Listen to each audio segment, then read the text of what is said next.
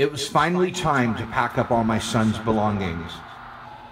I walked into his bedroom, the room he left in disarray when he left to go to college, and found that most of his stuff was already in bags.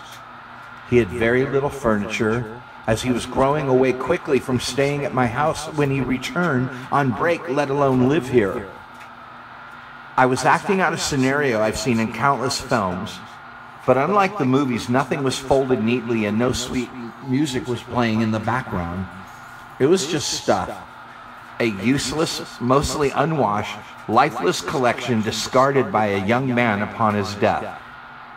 I placed his bed in the alley hoping someone would collect it and use it.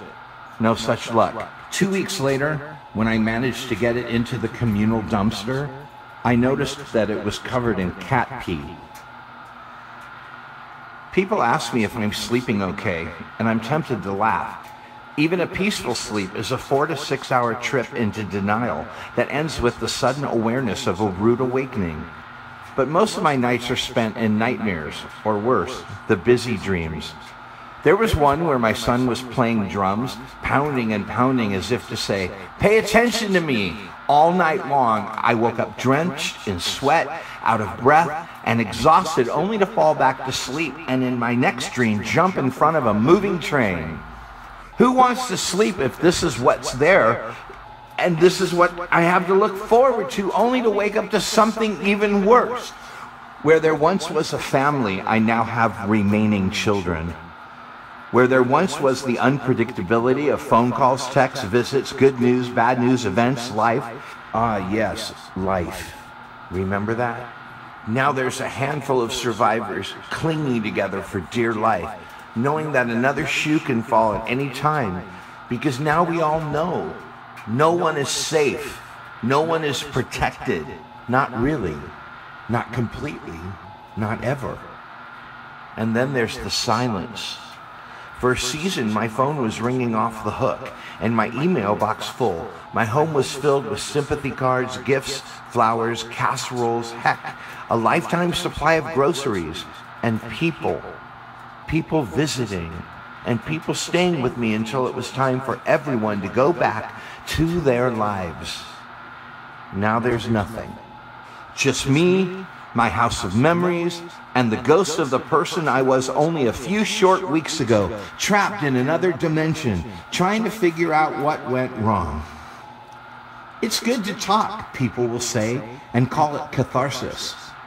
But they're wrong, as no purging is happening here, just regurgitating and recycling thoughts, feelings, and outrages that have no beginning, end, or purpose other than to tease and torment me with what was and what could have been.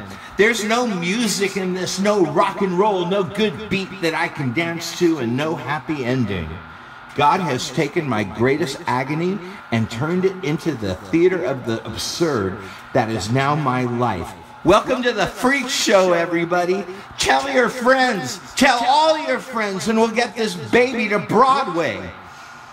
Do I forgive God for allowing my life to turn out this way?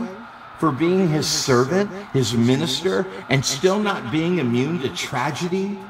Of course. I knew all along there were no guarantees, not even for me. But the fact that I remained Christian after an event such as this may be the greatest testimony of all. And I do testify.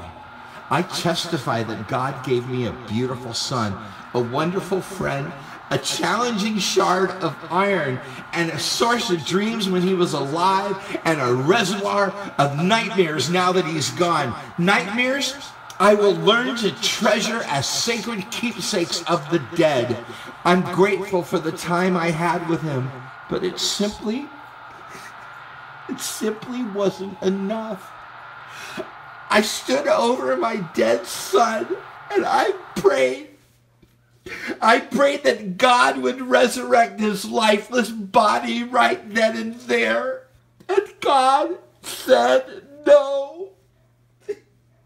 God said no. I miss him so much. I just want him back.